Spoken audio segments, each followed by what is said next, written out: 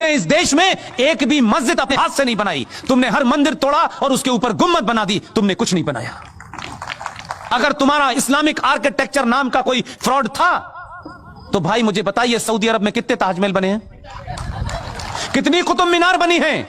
झूठे मक्कारों, किसी के मकान पे कब्जा करके नेम प्लेट लगाने से तुम्हारा मकान नहीं हो जाता। अगर इतना ही आर्किटेक्चर था तो कुछ दिखाई देता ना हमें। तुम जिन जगहों का हवाला देते हो, ईरान 77 से पहले क्या था, तुमने क्या बना दिया? और तुम्हारी तो ख्वाहिशात भी बड़ी अजीब और गरीब हैं। तुम इस देश से यहूदियों को समाप्त करना चाहते हो, वो शैतान है तुम्हारी निगाह में।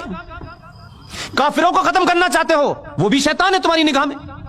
लेकिन मूर्खों, तुम्हें यहूदी की बनाई AK-47 से ही समाप्त करोगे उसे? तुमसे कुछ नहीं बनाया गया अभी तक। तुम कट्टा बना सकते हो, चाकू बना सकते हो। उसी काफिर के हथियार और उसी यहूदी के हथियार से तेल निकला, तब तुम्हें पता चला कि यहां तेल है, नहीं तो तुम्हारे लिए चंदा हो रहा था पूरी दुनिया से। तुम तो इतने एहसान फरामोश हो कि जिन्होंने तुम्हें कपड़े पहनना सिखाया, जिनकी वजह से पूरी दुनिया में आज ये कहते हो कि हम बहुत ताकतवर हैं, जिनकी बुनियाद पे हो आज भी वो टैप बंद करते तो टैप खोलना नहीं आता तुम्हें। चटाई और लोटा लेकर के अल्लाह को याद करने से कुछ नहीं होता। और आप इतने मक्कार हैं, इतने बुज़दिल हैं, आपका ईमान तो उस दिन पता चल गया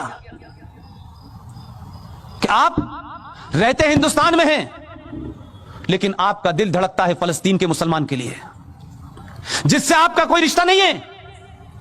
लेकिन अगर फलस्तीन के मुसलमान के लिए भारत की सरकारों पर दबाव बनाया जाए कि साहब फलस्तीन के हकों की, उनके मानव अधिकारों का हनन हो रहा है, तो हम इजराइल से संबंध नहीं रखना चाहिए। आपने भारत की बौनी सरकारों के सामने दबा दिया होगा, डरा दिया होगा, या भारत की सरकार इजराइल के साथ संबंध न रखे, क्योंकि आपको तकलीफ होती है कि वहां जो आतंकवादी हैं, जो हमास है, जो इजराइल के लोगों से लड़ती है। आप मुझे बताइए, आपकी सारी ईमानदारी, आपकी ताकत कहां चली गई, जब इसी मुल्क के बॉर्डर से लगता हुआ एक मुल्क है चीन,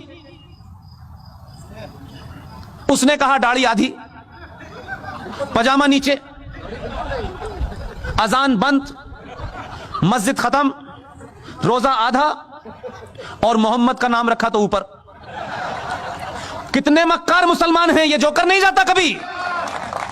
ये कहे हिंदुस्तान में खड़े होकर के कि ईरान के अंदर, चाइना के अंदर मुसलमानों के साथ बड़ी नाइंसाफी हो रही है, यहां से कहोगे यहीं से उठवा लेगा वो। एक लफ्ज नहीं बोले।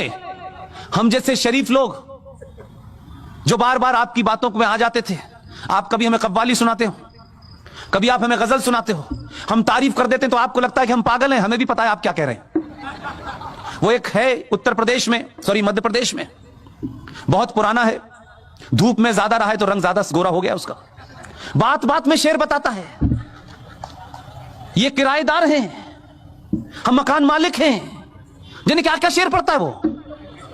रोज हमको बताता है हमारे बाप का मुल्क नहीं है, तुम्हारे बाप का मुल्क नहीं है। जिन्हें किस किस के बाप का मुल्क है, तुम्हारा बाप कौन है पहले तो ये बताओ। अरे अपने बाप का तो चयन कर लो, इस मुल्क के बाप का बताओ। हमको पता है हमारा बाप कौन है, और गलतफहमी ना रहे। हमने नहीं कहा था कि भाई गांधी जी को हमारा बाप बनाओ, किसी ने बना दिया, हमने मान लिया। हम आज भी नहीं मानते।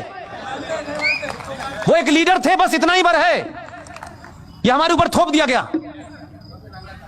वो भी क्या क्या बातें कहता है। आपको जवाब देना आना चाहिए। ये जो ताकतें हैं जिन्होंने इस देश में हिंदू मुस्लिम भाईचारे की आड़ में इस देश को मुसलमानों ने खोखला कर दिया,